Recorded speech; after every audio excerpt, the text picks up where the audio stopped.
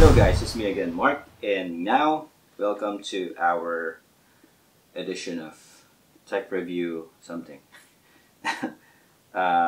Before that, well, yeah, montage muna tayo para may intro.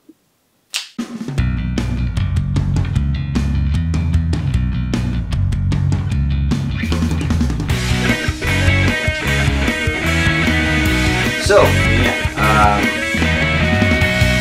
kung napanood nyo last week yung unboxing ni Mary yung iPhone 11 Pro niya. This time, mag-unboxing tayo ngayon. Tingnan natin kung anong laman niya. I think I need to turn on my aircon. It's getting warm. Gusto ko talaga ma-experience ng ganito. Simulan natin. So, tear it off.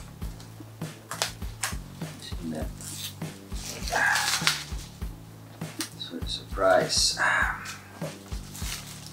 Sana okay siya. Wala tayong knife. So, because madali naman siyang pilasan eh.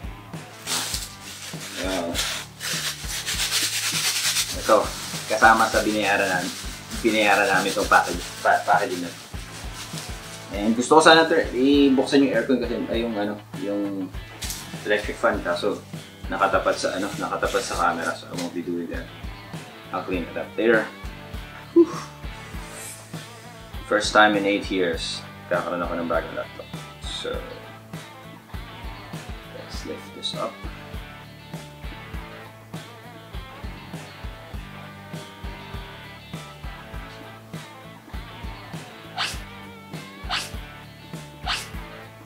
Wow.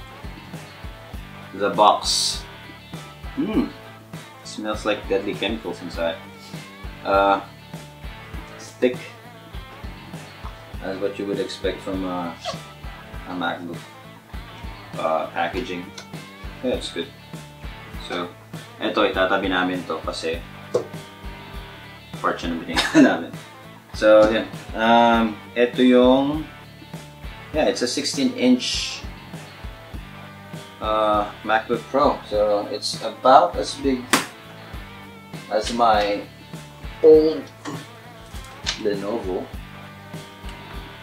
Yeah, exactly as big. No, yung Lenovo was. This is not as. The display is 16.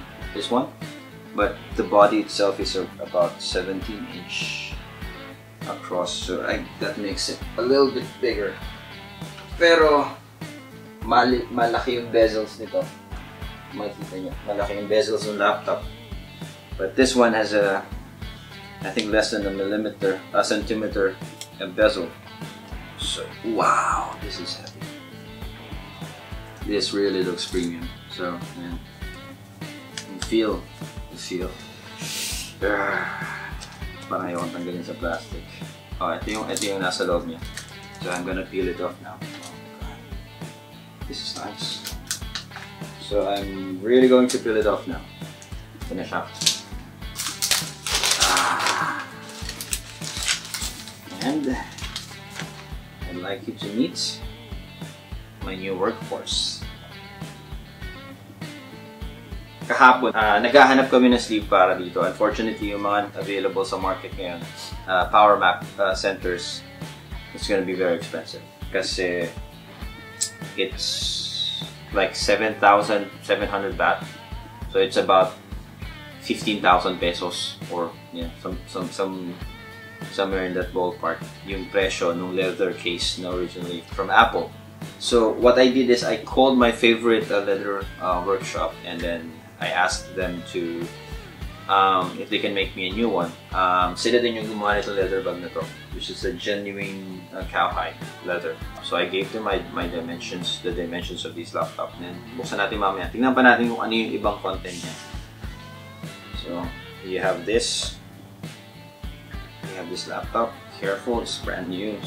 And ito, yung C type or Type C, whatever. Type C cable, 2 meters, so it gives you an extra length. So nga pala, when you, medyo masusurprise ako. Kasi umorder kami dito sa Thailand ng laptop, MacBook. So hindi namin alam.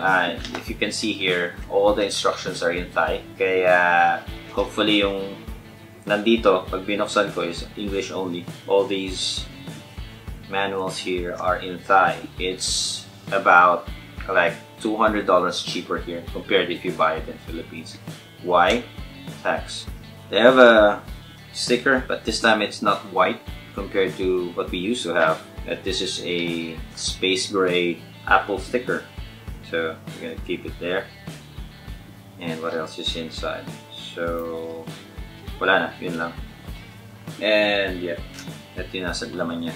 And ito, this is a power brick, which is now, so I'm gonna throw all of these away, but for the sake of, you know, that maybe I need to return it to the factory for some refurbishment, just in case may problema tong makina. Makina talaga tawag ito. So it's a machine for me.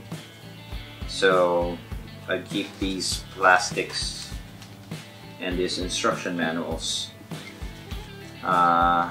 here in the box, but I will leave this in Thailand because I have to go to another project somewhere and I have to bring this unit with me. So yeah, ito babalik ko na siya, lagay ko sa box. Ito kasi gagamitin ko na siya, but for the sake lang na ma-check ko kung okay ba siya. So buksan na natin. Ayan. So sabi nila, automatic daw. Kapag tinanggal mo yung papel sa screen, automatic maglalagin siya. Ako hindi ko agad tinanggal yung papel. But it's automatically logging in. It's an English-only keyboard. You know, may touch bar, may tangible na power key, escape key. So I have to take this off now. And then I have to choose English, of course. To use English as the main language, press the return key.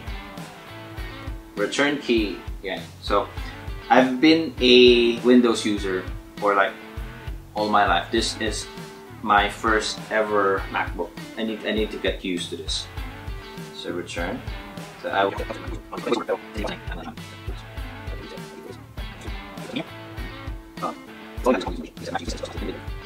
I have.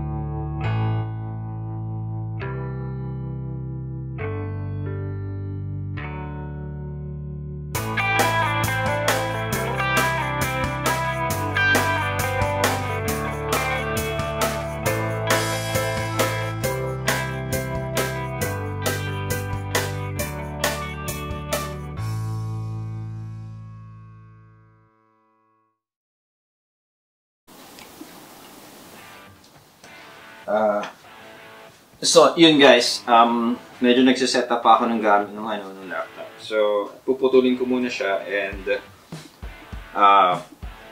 I'll let you guys know kung ano yung mga development niya after ng setup ko. Setup ko na ako, it's a bit private so I don't want anybody to see it. So, yun lang.